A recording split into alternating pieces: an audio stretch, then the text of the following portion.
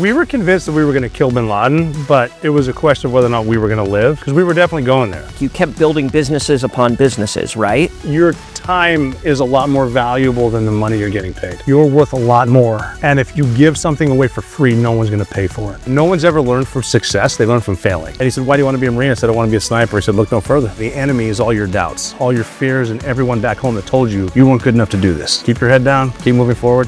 When you feel like quitting, quit tomorrow.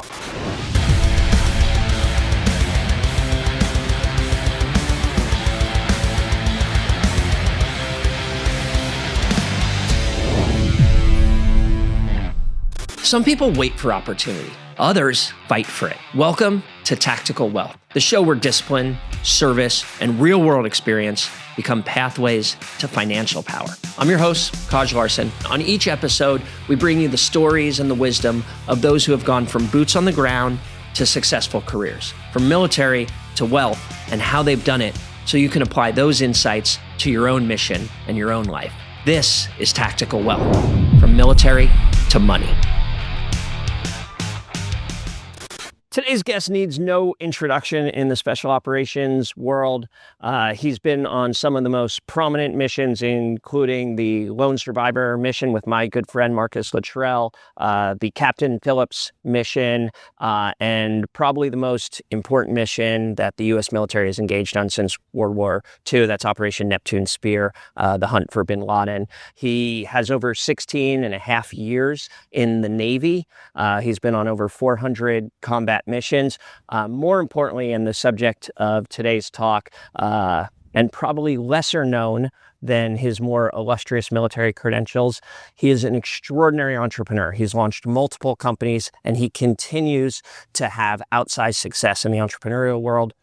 Rob O'Neill, welcome to Tactical Wealth. Thanks for having me, buddy. Good to have you, brother. Good to be at the house. Yeah, absolutely. You know what's so funny is, like, I know you, and then as I started to look into more stuff, I realized there is so much more to your story than the public facing persona. Yeah, a lot goes on. I've learned two things. One of the quotes I'm stealing from someone. First thing is just get good at the easy stuff. And then my favorite quote is, wherever you are, be there. So if you make yourself available, stuff can happen. That's just the way I found it, because most of the stuff I've planned, including training missions, combat missions, they never go exactly how they're supposed to go. And as you've seen, when it's going perfectly, that's your problem. Yeah. Okay, everything's fine other than what's about to happen. So just be there, and I think it's important not to get discouraged whatever you're trying, and remembering that, and I'm literally speaking and giving myself my own advice right now.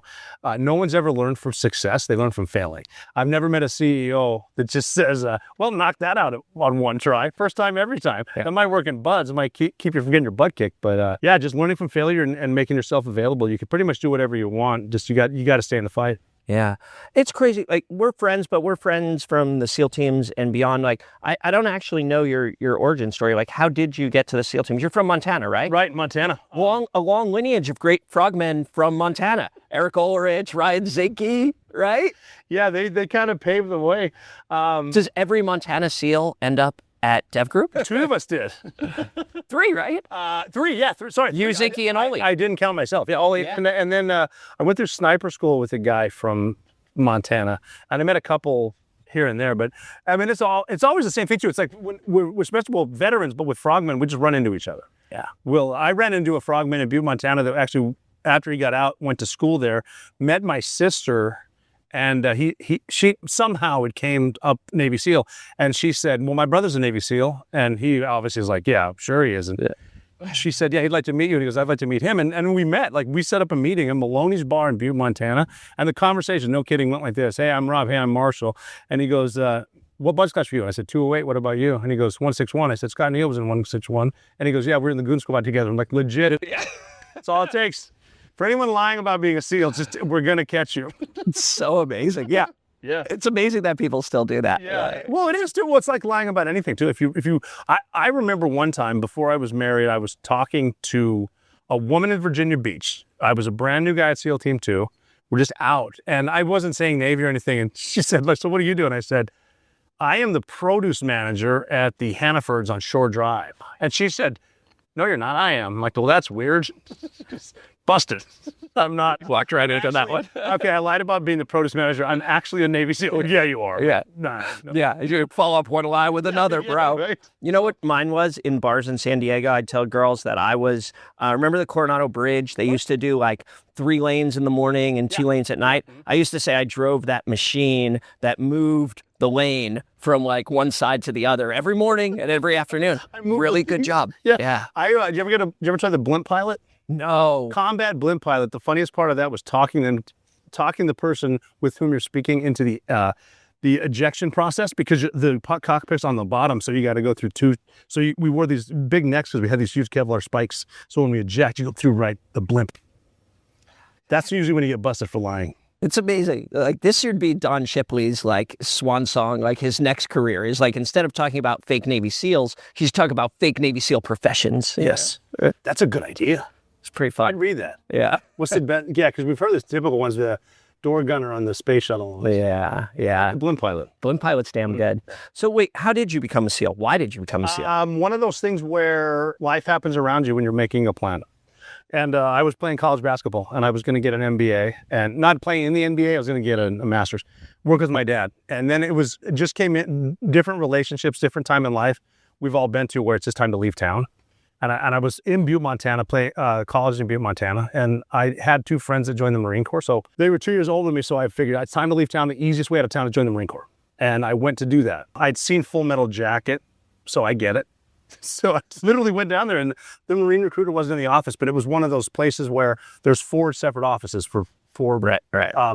But the 2 Marines I knew said the Marine is a joke. They said, you might not know this, but the Marine Corps is actually part of the Department of the Navy. It's just the men's department. And Marine recruiter's not there, so I went to the Navy guy to ask him where he was. Yeah. And if anyone will know, you will. And he said, why do you want to be a Marine? I said, I want to be a sniper. He said, look no further. And I remember thinking, this is exciting, because it is. Like, you can leave now, 3 hots in a cot. You're going on an adventure. I'm like, I don't know how to swim. I'm from Montana, but he's a professional recruiter. Why is he going to lie? And I just signed. And then he showed me what a SEAL was, and that's when it got serious. Right.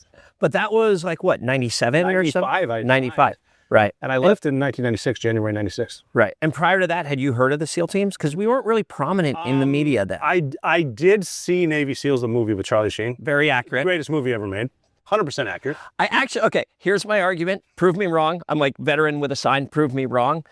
Navy SEALs from 92 with Charlie Sheen or whatever captures our culture better than any subsequent movie made. I think some guys from Damnick help with that. Oh, okay. I think. That makes sense. Eddie Braun, I got to give him a shout out. He's the guy that did the jump off the bridge from the moving car. Yeah. So he You mean the bridge that I used to move the things on the dividers on? Yeah. Remember that scene in the movie, though, when he jumped out of the moving car? Yeah.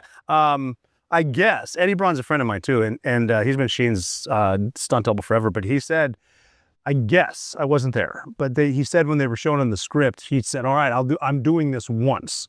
So get all the anger. He jumped out of a moving car, and even before that way to enter the water was cool. He said it sucked, but he part of history. It's a big bridge. Huge bridge. That's a real stunt. Mm-hmm. You know? Oh, yeah. He's probably got a real stunt puck. That's not AI. He actually jumped the same canyon that Evel Knievel failed at. He made it. Eddie Braun. Look him up. And he's a stuntman, not a team guy. Yeah. Stuntman. Good for him. Mm-hmm. Sounds like a stud. He reminds me, actually, so he has to look sort of like Sheen. And this is kind of funny. We mentioned Marcus Luttrell earlier. Marcus and Morgan are twins. And with Eddie Braun. You know, Morgan was my swim buddy in Butts. Yeah. And with Sheen, like Morgan, okay, all due respect to Marcus, Morgan's a good-looking twin. And Marcus always says, well, Morgan's a good-looking one. I got the rest. Same with Sheen. Sheen's good-looking, and Eddie Braun's, yeah, you can see it. Oh, my God. I can't wait to excise that clip and send it to the boys. Send it to the Luttrell brothers. Watch them fight. Oh, those fuckers fight. They fight. They used to really fight, like back in the day. Yeah. I mean, So you enter the SEAL teams. You go through 208. This is all pre 9/11. Mm-hmm. What was the early part of your SEAL career like? Well, at first it was obviously training, and I didn't think I was going to get through. The only thing I knew was you can't quit, and it was reinforced. I'm kind of doing the quick version, but obviously you take it day by day, meal by meal during first phase. But right before Hell Week, an instructor said, you're about to go to war for the first time, and the enemy is all your doubts, all your fears, and everyone back home that told you weren't good enough to do this. Keep your head down, keep moving forward. When you feel like quitting, quit tomorrow. That's it. So that was it. And then, Hell Week, first phase, dive phase, it doesn't get easier. Hell Week, as you know, is not the hardest part either. But then I remember Monday of graduation week, they're like, yeah, go to dental, go to medical, go to get your service record. And I'm like, what's going on? It's like, we're going to SEAL Team 2. I'm like, what? What does that even mean? So yeah, just SEAL Team 2. And then I picked the East Coast because there's not going to be a war. And the closest thing we have is Bosnia. I'm going to be a young Navy SEAL. I want to go fight in Bosnia. And I thought that was fighting. Yeah. So I went to Team 2, and it was cool to see guys like Drago, Scott Neal come back, like with their Sarajevo team guy t-shirts and shit like that. And it was just neat. And I learned a lot there. I learned that Navy SEALs will do ocean swims every Tuesday, regardless of the weather.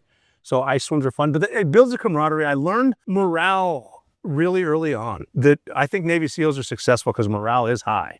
I mean, even when we had to drop the hammer, it's kind of fun because you always got a swim buddy. And I remember checking into SEAL Team 2. I met Don Shipley, one of the first SEALs I met. Big John Shipley. And I remember fly against the wall. And then you served with his son. Yeah. So you served with both generations of Shipley. I was DJ's team leader. No way. At 6, yeah. But just having him come in and listen to the banter, and I'm thinking, I thought I was funny. This is next level comedy. And then Shipley's like, well, it's 10 a.m. Who wants to go to the Chiefs Club for a beer? I'm like, okay, I'm home. Sounds about Yeah. right. And then we just did that. We deployed. So you did like a UCOM deployment or something? No, I did a MARG on the USS Austin, which is an Austin class LPD, meaning it's the first one. Yeah. So crossing a flat bottom boat across the Atlantic with nothing but men, again though, the humor. There's the humor that comes out. And so we know a couple things here. My first real missions were in Albania. And that was that's the first time I saw SEAL Team 6 guys too. There was a threat from Al-Qaeda on an award ceremony, and I just finished sniper school as a new guy. So I was like on a watchtower watching this ceremony thinking this is as high speed as Navy SEALs get. Yeah. Yeah. Well, those were the good days. Yeah. The shoot, dive, jump club, right? And yeah, we got a good train like you train. So then you're at 2 for how many platoons? 4. Well, I did 3 at 2 and then 1 at 4. All the way through 9/11. Yes. But the one deployment at 4 was they had this big shift in the Matrix where SEAL Team 2 becomes SEAL Team 4. And we literally had guys passing each other from building to building instead of just putting the signs out. Yeah. So we got SEAL Team 4, the crap building with the crap showers. Yeah. So I did one deployment. It was a Team 2 deployment at Team 4. And then I screened before that and qualified for selection at 2004. It was the first time. And even when we invaded Iraq, I was overseas on the USS LaSalle. Did a lot of Navy stuff. Yeah. You're like a real sailor. Well, I did a MARG, a strike, and a MARG, then a UCOM somewhere in there.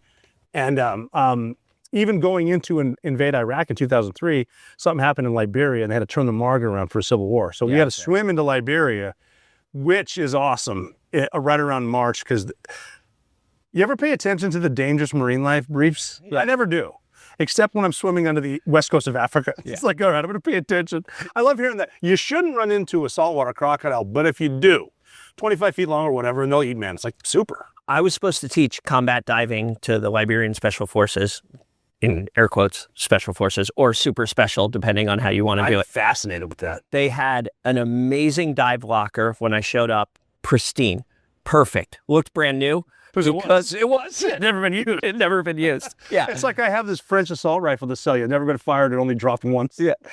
So I literally showed up to teach combat diving to the Liberian Special Forces. And what I realized when I got there is none of them actually knew how to swim. Oh. So I did 6 weeks of swim lessons in a lake with the Liberian Special Forces. Yeah, outside of Monroe. What year was that? 2007 or something like that, 2005. I'm not even being sarcastic. That must have been a blast. It was amazing. Because those guys are great. They're great. Fantastic. Great. It's not the Civil War crap. Yeah. Worst Civil War ever. When I was playing basketball, my center for the Montana Tech Ore Diggers was from Monrovia. Zeke Bambolo. First 7-footer I'd ever met. Montana, we don't have a lot of 7-footers. Big, wonderful guy, too. Liberia is amazing. Well, even when I checked into SEAL Team 2, my first platoon chief, Bob Brennan, I said to him, yeah, my center was from Liberia. It's in Africa. And this old chief goes, I know where it is. Yeah. Let's give the people their red meat. Let's give them their bread and butter. Mm-hmm. You show up at SEAL Team 6. Yeah. And you basically arrived there in the beginning of the war. Yeah, when I first was affected by the war was when Neil Roberts was killed, and that was Red Squadron SEAL Team Roberts 6. Red. Yeah, and he was one of the first dudes I met at SEAL Team 2 also, Fifi was. And he was known as just the hardest, funniest, best will give you advice. Like he took me and a guy, Richmond. Me and Richmond went to Arby's with Fifi because he wanted to tell us about SEAL Team 2. And just a great guy. He was always there, complete stud. Went over there, and then I was packing a parachute right after Anaconda, and that's the first time I ever heard the question that I hated. Did you know so-and-so? Yeah. And it's like, what do you mean, did I know? Is that I don't know what? Yeah, what happened? And then him and John Chapman, and then so then I went over to Team 6, and it was just checking into Red Squadron after selection. It is like that was the first experience that bullets are flying this way now, and I remember guys coming back from Afghanistan saying two things. Well, one, everything that we've been training, forget, because that's jungle tactics, and two, keep your head down or something like that. It was like, this is a serious fight and we're in it. And that's when it got really serious too, when guys were like, okay, it was cool to be a Navy SEAL. Is it going to be cool to really go fight? Now, which most guys, yeah, that's what we're here for. Yeah. And I think people don't realize in that era, like 2003 all the way through like 2012, basically the op tempo for you guys was so extraordinarily high. 3 months on, 3 months off. Well, then we switched to 4 months. 4 months, sorry, 4. Well, no, we switched to that because we get more time at home. Right. So they'll give an additional squadron to us in Delta, and then we'll get more time at home, allegedly. It just turns into more deployments. And it was an op-tempo. And being in that generation, we got after it. We had Afghanistan in the beginning. We got Captain Phillips. Iraq was popping off. I was over there in 2007, probably the best summer of my life, just because if you're a Navy SEAL, you want to be on kill missions, and we were hunting Al-Qaeda the whole time. And then, I was on the base when Bo Bergdahl walked off that morning. I was there. We went after him 19 plus times. I held the ransom in my hands. We're so close to getting him. And then the Bin Laden raid. I mean, just all right there. Buddies of mine, same generation. One of my buddies was the lead jumper to rescue Jessica Buchanan from Al-Shabaab, jumped into Somalia after the Bin Laden raid. Another one of my buddies who was in my wedding was the sniper that rescued Richard Phillips. And it's just the same core group of dudes. And, it is wherever you are, be there, make yourself presentable. A lot of it has to do with luck. Just right place, right time. I mean, there were plenty of team guys, I'm sure you know too, that just didn't quite, but just because of... You can't chase the war. We always said that, right? You can't chase the war. Remember that too when it first started? I got to get to Iraq because it's going to be over soon. Because there's never been a war near Mesopotamia. Right. And then 2 decades later, here we are. So look, I don't want to talk about it that much, because look, you can read your book, The Operator. You've talked about it a bazillion times. You're super honest and transparent. Like, what I would like to focus on from a business perspective, from an entrepreneurial perspective, and I want to get into your entrepreneurial journey. What is it about your time at SEAL Team 6, and then specifically about like being such a public figure on the most high profile mission since World War II? Are there things there that laid the groundwork for your future success on the private sector? I think it's positive and negative, the blessing and the curse being from the SEAL teams, because the positives are the team atmosphere, the ability to solve problems rationally and communicate with each other and have the difficult conversations when they need to be had. It's nice to make sure someone's happy and stroke their ego or whatever, but we can also know is a complete sentence. And even in debriefs, I don't want to hear how great you are. Tell me where you screwed up and we'll try to adjust to there. So you come from good, effective communication, problem solving, stress management. The issue is, though, you did trust people, and then you get in the private sector, not the case. And I'm not trying to say the private sector is bad. I'm just saying a lot more me in the private sector. A lot more people are just trying to get ahead of themselves. If you just took a second and worked together, it's so obvious success could be better, but a lot of people aren't that way. Yeah, I've always said this. Like, I've said a couple of things when I transitioned out is, one, like, I always felt like in the SEAL teams, I had like pack of sled dogs, right? It was like the Iditarod race. Yeah. And my job was like to pull the reins, but mostly people were like running, sprinting forward, right? Yeah. But in the private sector, it's more like playing polo, horse polo, for a highfalutin reference, where you got the little whip and you got to whip them a little bit, right? That's actually true. I remember after I got out, I was doing some consulting on tactics and stuff like that. And there was a platoon from Team 10 in Montana. And they were staying in my hometown, and I was up there, and I was working with the contractor up there. Something weird. We had a psych ward hospital that was completely run down, and they were able to do mount training there, military operations, urban terrain, close quarters battle in a big old hospital. That was cool. Anyway, we were sitting in a classroom getting a brief on something. Someone from the platoon came in and said, "Hey, there's a thing we got to do. I'm going to need someone." Whatever. Platoon gets up and leaves to help. And some of the people I was working with that were from people were civilians. They were like, "What was that?" Like, he didn't pick anyone out. Like, everyone just went and worked. I'm like, "Yeah, well, it's something needed to get done." Yeah. And it didn't make sense. It's like, well, yeah, team guys just did it. Yeah. Or when something needs to be done, it's, oh, no, it's already done. Yeah, I've struggled with this a little bit from a leadership perspective in the private sector is, in the teams, like it's completely mission oriented. So you try and rally people around a mission and then you sort of assume that like people are motivated by the mission. Assume so. Yeah. Yeah. But in the private sector, the incentives design is different. Yeah. Look how it's ingrained in us too. As soon as you get done with the nastiest, smelliest, muddiest mission, the first thing you clean is the team's gear. Team gear, personal gear. Yeah. And by the way, the mission's not over till you're out of the shower. Right.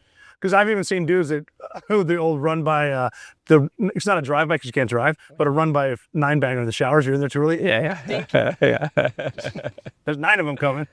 All right. So I think obviously Bin Laden is central to your story, and then it provides a foundation for some of the stuff you do in the private sector. And it's well-trammeled territory, so I don't want to get into it here, but what's the most important thing for people to know about the Bin Laden mission? And the part that, for me, is most interesting is, like, you and I have talked about this. When you guys launched, like, there was no guarantor of success. True with any mission, but even more so true with this mission. We were convinced that we were going to kill Bin Laden, but it was a question of whether or not we were going to live, because we were definitely going there. And even President Obama said afterwards, I was never 100% convinced Bin Laden would be there, but I was convinced you could go in and figure it out and come back. So we knew we could get in there. We just didn't know we'd get out because there was a lot of variables to get in there. But I think the most important thing about the mission is, especially with the targeters at the agency, it doesn't matter who you are, we will find you. And we have guys we'll send right to your house. That to me was cool. Even when Biden dropped SEAL Team 6, it was cool. Because, yeah, I mean, you know about SEAL Team 6 and we'll come get you, but who don't you know about? But, okay, so you guys you loaded up from JBAD, right? Yes. Like you left from JBAD. When you first step onto that helo, like there's a point of no return, right? Like what's going through your mind when you get on the helicopters at JBAD? Honestly, it was how cool everybody I was with was. Just because and even guys later said they were pissed at me because I remembered to bring one of those tri-folding chairs, the little hunter chairs, so I could sit in the helo, because we're all kind of bunched in there. So now I'm just a little, but I got Cairo here and Cheese was there, and I'm just looking, because I'm trying to keep my mind off the 90-minute flight, because we could get shot down, and there is space in your head, like, do you feel that at first, or just gone? But it's worrying about a missile is not going to stop, and I have enough to worry about. I'm not going to worry about that. So I'm just looking to and I'll never forget the guy I looked at right next to me off to my right, because Cairo was off to my left, put his headphones on and was listening to music and fell asleep, which was awesome. And the thoughts, I mean, even the sense of humor, you can't lose your sense of humor ever. And we've seen in the darkest times comes the darkest, best humor. But I remember looking at my buddy thinking, you're asleep on the ride to Osama bin Laden's house. And then I laughed, because the thought process, what I would say to him is, you have ice in your veins, and I actually see why women find you attractive. And then again, I'm over here, night vision, just giggling to myself. If I live, I'm definitely going to tell the story, because look how cool he is. And seriously, I wake up before, make sure, headphones back in the old thing, and then let's go kill Osama bin Laden. That gets just really cool. And even because the mission went wrong right off the bat. And I was supposed to be on the rooftop at first, but they dropped us off outside because the first helo crashed in the front yard. We got in somehow, but it's because we were good at the basics. If the guy in front of me goes left, I go right. That's it. And then just getting in the house, because of where I landed, my guys were already in the house, and I'm looking at him knowing we could blow up, because now the house is probably rigged. Didn't stop anybody. Knowing you could die, but slow is smooth, smooth is fast. I could panic, but that's not going to stop. And you knew where the bedroom was because you ran the compound before, because you guys built. Well, we knew the exterior, and we didn't want to know the interior. Two things I would always tell you. You don't want to, that's why you master the easy stuff. Don't talk yourself into an ass whipping. I don't want to know as soon as I enter the door if it's a left or right turn. I'll just figure it out. I don't want to know there's 5 men and 10 women and 20 children. Tell me how many people you see, and I'll figure out what they are when I get there. I'm not going to assume that's just because it's a burqa, it's a woman, I'm going to figure it out. But don't waste my time with the wrong stuff. So, and all we knew was the woman that ran the Bin Laden team was 100% right on everyone inside, and she said there will be stairwells, and on the first one you'll run into Khalid. And she was right. And then she said, if you ace him, you get a shot at the big guy, which I just think is totally cool. And again, it's right time, right place, right? There's no reason that your fire team was supposed to be there. It's just the way everybody sorted in the house. We were supposed to be on his balcony, my team. So we're going to fast rope onto the roof. And the best we came up with was we could either drop the rope and sort of fast rope onto the balcony, or we could just jump onto the balcony. I'm like, let's just jump. And to the point where we're planning like snipers trying to do some weird Overwatch. We're jumping down. There should be a glass window, and he'll run, and the guys on the roof, on the stairs will get him coming this way. And I even joke with the guys outside, like he's going to pull some lever and a big escape slide, like on an airplane. We'll go to the alleys and land right in front of you and your side. You're going to kill bin Laden. He's going to blow up, but we're going to kill him. So you see him, bang, bang, Geronimo, bin Laden's dead. Like, what's going through your mind? Well, now we can get out of here. Yeah. When I went into his room, it wasn't bravery. The guy in front of me was brave for sure. When I turned though, when I squeezed, I was the number 2 man. When I squeezed his shoulder, it was, I'm tired of thinking about it. Let's get it over with. There's a suicide bomber there in there somewhere. And I'm over it. And I just wanted to and he was, I think, because he and I did talk afterward, I think he was thinking we can beat him if we go now. We got to go fast, which is, what an ending. It's so funny. I'm so glad. I never thought about the squeeze before. Like, for people who don't know, we obviously like squeeze before we enter a room.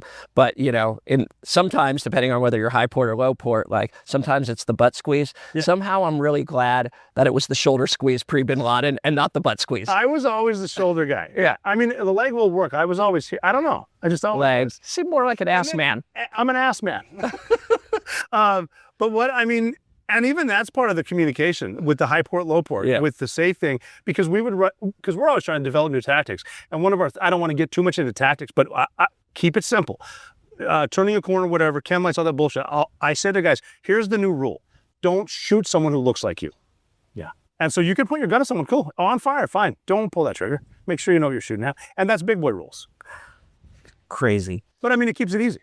Crazy. I don't need to knock this and know the challenge reply. It's like, oh, my bad. Sorry, Kosh. That was loaded. I had a hollow point aimed at your face. You complete the most important mission since World War II. You come home. I make the argument that the SEAL teams are fundamentally different post-2011, post-Neptune Spear than they were prior to. I think we have this ethos in our community of like the quiet professional. We still struggle with this, right? Are we the quiet professional? Are we the quintessential professional? How much of like our knowledge should be in the public domain, and how much is this kind of like what I would call an older school belief, right? Like, but I think after bin Laden, there was no more putting the genie back in the bottle. No. We were so thrust into the public spotlight that forever thereafter, the SEAL teams would have to figure out how to operate in the public dimension. Yep. I would argue that we did that not very well as a community. No. We still fight with ourselves about it. But for better or for worse, I think that's the inflection point, and we became a public-facing entity thereon after. We're not good at winning. We had Captain Phillips. We've been rehearsing that since 1980, never done it. But that's a lot of time to rehearse. You know what we never rehearsed?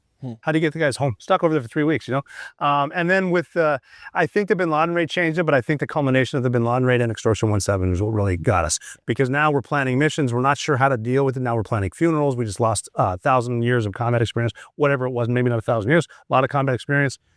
Going to places, and then the names out there. Yeah, it definitely was, since Vietnam, I mean, we did Grenada, we did Panama. Yeah. A little bit of Desert Storm. So, I mean, there's guys in there, but never SEAL Team 6. Yeah, and it changed our culture and our community forever. And I think that's just the reality. But so now you get out, you decide to transition out. Yeah. All of a sudden, you're very famous. You write a book about your experiences. You're very famous. How do you then decide to transition that into entrepreneurship? Was it like, hey, I'm not going to go work as the GM on the Coca-Cola factory floor? It's weird because I know for SEALs, I know for a lot of special forces, I know for a lot of military, when you're in the military, you get invited to the galas, you go to the dinners, you go to the breakfast, you tell your story, everyone's interested. So it's like, well, when I get out, I'm just going to sell a bunch of sunglasses. Everyone's going to buy them. All right. So I was lucky because that was your first venture? I don't know what. Oh, I didn't have a clue. I had 9 months of terminal leave, maybe 8 months of terminal leave, and that's it. And I remember and again, I knew that I wasn't getting a pension. That's fine. I mean, I'm getting out before 20. That's part of the deal when I signed up. But I never thought the Navy owed me anything. I don't think I owed them anything. But just traveling around wondering what I'm going to do, I learned that all the stuff I learned as a Navy SEAL was applicable. People are interested in hiring someone that has the ability to communicate. If you can communicate, you're hireable. And I quickly learned a lot of employers don't care about a college degree. A lot of employers think a college degree is a waste of time. Now we got to unlearn you that, plus you're $150,000 in debt for nothing. They want someone. I've had CEOs, I had CFOs, and I don't know why financial guys have said it to me, but that they would rather take a special operator and teach them the job in 6 months than someone they need to deprogram that even has a degree in their field. So I was fortunate that even relatable combat skills that were at the time, they were famous. I was able to talk about those, but not the missions, what got us there and why we were successful. And that's applicable to normal life. So just being able to talk about certain skills. So time management, stress management, team building, leading and being led, being responsible instead of in charge, all that stuff. And you can fit in. So, I got there. Eventually, I found out about the speaking circuit that people want to hear about this. So I was able to do that. And then along with the travels, I met people and just started different stuff, everything from the cannabis industry, speaking agency that I'm starting right now, apparel, book sales are great, public speaking, gatherings, just even discussions like this, talking to employers about certain things that you can do. It's just... Yeah, look, there's no way you started with like a sort of more of a platform probably than your traditional veteran transitioning out, because you were part of this like high profile operation and team and unit and mission. But then you had to translate that into a brand eventually, right? And you are the brand. What was like the first stop on that journey? And was it successful? I guess the book was the first stop, really. The first stop was speaking. You speaking. Yeah, I was not telling people about the Bin Laden raid at all. I didn't talk about it at all. The first few speeches I had through the first 2 years, I've actually had clients call me back and say, we didn't know you on the Bin Laden raid. Yeah. So we'd like to rehire you. So it started off speaking, speaking is funny because you can't really, it's hard to market unless you're speaking and 3 people in your audience want to hire you again and they tell their friends. So I started off, I think my first speech might've been November of 2012 and then 2 in December, then 3 in January, 5 in February.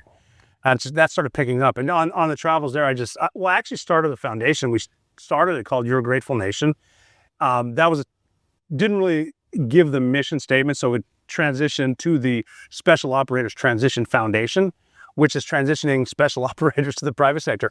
And that's so successful that it turned into pretty much find the veteran, find out where he wants to live, then what industry he wants to be in, then make the introduction, and then they train him.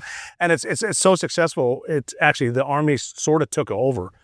Former Army guys, and they're running it. And it's almost like everyone gets rope and they can do it. Now they're just doing it. It's like, look at you guys. So you almost had like a laboratory environment to study all these specimens. They don't even invite me anymore. Yeah. It's so awesome to see how great it is. It's awesome. Because they do events, they do the golf thing, they do the, whatever city is grateful. There's a lot of veterans go. It's really cool. And you had no formal training in entrepreneurship, right? No. You just figured it all out on the fly, treated it like a mission. Mm-hmm. I learned a lot of Navy experience prepped me for that, meaning I know how to ask a question, and I know if I don't know something, I can find someone who does. And you don't need to know everything. And the delegation of authority, I learned the rule of 3s in the military. Like, you can do 3 things, and then once you get to a 4th, as we all know, you're going to need to hire someone probably. So yeah, and that's where I'm at now too. But yeah, just started working, and then just with contacts and seeing what people want. So you go speaking, you do the book, then you decide to start a merch line, right? The book came because of, I donated the shirt that I wore in Bin Laden's bedroom and the flag anonymously to the museum. And then Carolyn Maloney was a representative. Is this a good thing? Like, here's my sweaty shirt from the... Well, that was funny. No, it was clean at the time. And they actually had a curate. They brought, Carolyn Maloney, the congresswoman, had a group of donors, whatever, in the room. So she asked me to come in as I'm donating to give a speech. And everyone in there, I shouldn't have said donors, some donors, family members, a lot of family members who lost someone in 9/11. And that's the first time on stage I've told the story, and I was watching the reactions. And they were saying that, it's the worst thing that's ever happened. There is no healing. There's no closure, but there is healing. And putting a name and a face with someone who saw Bin Laden is healing. And that's when I decided I have a journal. I'm going to edit it a little bit, give it to the Pentagon. I hired editors and a publisher and see what they think. And if they like it, fine. If they don't, I don't expect to. But they came back and they scrubbed a little bit, but it was good to go. So that was my first venture selling the operator. And the operator sold a bazillion copies, right? It was New York Times bestseller. Yeah. I'm still selling it right now. I'm the only one that has hardcovers. You can't find it anywhere. Yeah. Which is cool. And then what about the merch line? Like, this is yours, right? Front Towards Enemy. Yeah. I mean, actually, that's one of the early ways you popped on my radar besides like community stuff is like, I saw all your merch and I was like, this dude is funny. This guy turned his humor into a business. See, Front Toward Enemy, again, is keeping it simple. It's the easiest directions for anything. Claymore Mine is 1.25 pounds of C4 with 800 ball bearings in front of it. It's directional, just like a bullet. When the explosion goes off, the projectiles fly. It's also kind of the first like big boy tool you learn in the SEAL teams, right? It's our first real demo, right? Like carry a Claymore Mine on this mission. Even learn how to do the speedball. And I think what people don't realize, like even if I touched your hat right now, it's embroidered. There's so many different ways. On the Claymore, it's concave. It's braille. It's like braille. It's concave and convex. In the dark, you can put it up to your head. Whichever way it rolls, that's front. Yeah. And it's very important. Front toward enemy. Yeah. And on the back, what does it say? Back. Yeah. Don't point it at yourself. And, and that's a basic rule. And that's in life. What's your problem? Why aren't you facing it? So just get the simple. Yeah. So you got the book, and then you add a merch line, right? So you're almost like a layer cake. You kept building businesses upon businesses, right? Like all based on this core. Yeah, I named the book The Operator because it's the life of the operator. I'm not calling myself the operator. I'm saying everyone who does anything is an operator, and this is how you get to where you're going. If a skinny fat white guy that can't swim from Montana can become a Navy SEAL in Bin Laden's bedroom, you can do anything you want. And so that's the life of the operator. And if you're doing single mom's an operator, the garbage man's the operator, the Uber driver's an operator. And so it started off as here's the life of the operator, and how do you fit in there? And then that's kind of my brand. I started the Operator Podcast, and again, it's not. I'm not calling myself that. I'm saying this is what operators. Yeah. And it turned into the merch line, the Operator. I was asked one time at a speech if you could go back in time and give 15-year-old Rob O'Neill one sentence of advice, what would it be for life? And my answer was ask her out. Tell any 15-year-old, just ask her out. Yeah. But that turned into take the shot. Yeah. And so that's my saying now, just take the shot. Always take the shot. And so just merch like that, take the shot, Front Toward Enemy, the Operator. Yeah. And then ultimately you start cannabis business, right? Yes. The Operator Canna. Right. Operator Canico. Yeah, that's... Where'd that come out of? Well, because I had gotten into psychedelics for PTSD. I didn't get into it. I was introduced to it by other team guys. So Veterans Exploring Treatment Solutions send guys to Ibogaine treatment in Mexico. I went there. The Navy is a big drinking club, especially in the SEAL teams. And it was not there for me anymore. Drinking was turning bad. Anger issues with drinking. So there's got to be a better way. Psychedelics helped. I don't want to drink, having trouble sleeping. If it's positive or negative, the mind's just turning because I'm thinking of stuff, or the negativity. Cannabis helped me sleep. And I was like, well, instead of popping pills the VA and the government give you, why can't you smoke indica before you go to sleep? Which helps me. And even as you know in the Navy, if you try to get Ambien in the Navy, they treat you like you're trying to get drugs. Yeah. Like you're literally, you're an addict. They don't want to give them to you. You can get them private, but you can also smoke cannabis and you go to sleep, take a gummy. So I got into that. I got my license, which turns out trying to get a license with the U.S. government's a pain in the ass, but we did that process and now we're selling cannabis. Yeah. And then even with the Operator Collective, which is our speaking agency, you basically decided at some point you're having success in these multiple businesses. You decided basically that, hey, it's also good to be the house, right? Like you're like, I want to build a platform for other guys, right? Yeah, but what I've run into, and I've given over 1,000 speeches, I've run into people asking me if I have similar speakers, because the SEAL mindset, the military mindset, the never quit attitude, take the shot, they want their salespeople, they want their staff to hear it. Do you have anyone else? And I've been asked that, who else do you recommend? And I'm like, well, I know a bunch of guys that can do this. Yeah. And what I've noticed too, what's cool is even like SEAL training, every single dude, even though you have a swim buddy, has a different story. Guys that quit have a very cool learning experience at BUD/S, at basically underwater demolition SEAL training. So I know a bunch of dudes that can talk about Hell Week, or they can talk about the clothing line they started. They can talk about whatever they're doing. They can talk about it. So Operators Collective is a group of guys that we kind of offer whatever you want. Like, we can give you an hour and a half keynote with one dude. We can give you however long of a Q&A or a panel. We can teach you CQB. We can teach you combatives. We can teach you how to swim in Liberia if you want. No, I think it's amazing. And one of the things I like about your entrepreneur's journey is that you seem to take these skills that you have, and then you've been able to build this like constellation, this cornucopia of businesses around them. And they're kind of cumulative, right? Like the whole is greater than the sum of its parts. Certainly. And your businesses kind of interact with each other. And I think that's cool. One fits the other for sure. Right. And was that part of some grand design or, it's Just life, just the life of the Navy's Forrest Gump. yeah. Thinking about getting into shrimping. Yeah. Amazing. All right. Well, we have this section that we like to do here. I call it's like shooting steel. It's rapid fire, right? So it's like stream of consciousness. I'm reticent to do this with you. First thing that comes to your mind, maybe the first censored thing that comes to your mind. I won't drop any F-bombs either. Let's do this. All right. Best investment you ever made? Tesla. Nice. Dumbest financial mistake? Not investing in the thrift savings plan the second I got in the Navy. God, thank you for saying that. Seriously. Yeah. I had a platoon chief that probably 5% matching contribution, right? and he said, I can't do this, but you will put in 2.5% of each year's special pays. You'll never notice. It's all bar tabs. That account is worth $100,000 right now. Right. Didn't notice. Right. Yeah. If I would have started 12 years before that, it would have been better. No, I remember when I started the fintech company and I called you up. Sorry about You're like, I remember when I started the fintech company and I called you up, there was this moment where you're like, oh yeah, I didn't even know I had this sitting in an account. Couldn't even log in. Yeah, and you had like 70 grand in the account at the time. And you're right. Couldn't even access it. Nothing. When someone asks you to invest, it's not like you're not spending your money. You're putting it somewhere that's going to grow. And I guess I spent too much time memorizing stupid dates in school, which is worthless, instead of learning what an interest rate is, instead of learning about loans, student loans, stuff like that, and then when to invest when you should. Put your money somewhere else. Yeah. If we've done nothing else good today, this is our greatest public service announcement to military folk. Yes. Yeah, and get that. Oh, and by the way, the used car dealerships right off base, they're about as trustworthy as the titty bars. Sorry, as the gentleman's club. Sorry. Is there a book that you read that changed your mindset? Well, Walking Point and Point Man by Patches Watson. Right when I joined the Navy, I had 5 months. Read those two, and Patches Watson. I actually met him at sniper school, which is a legend, Vietnam guy, SEAL Team 2. He really, before I got there, gave me an inside look at the human element of combat. When he was talking about a CAS evac or medevac, as they called it, Vietnam was shot down trying to rescue him, and the air crew all died. Just that moment of their families are going to miss them, and these are guys that came to get us. The team, there's something bigger than us. Those really hit home. The Old Man in the Sea.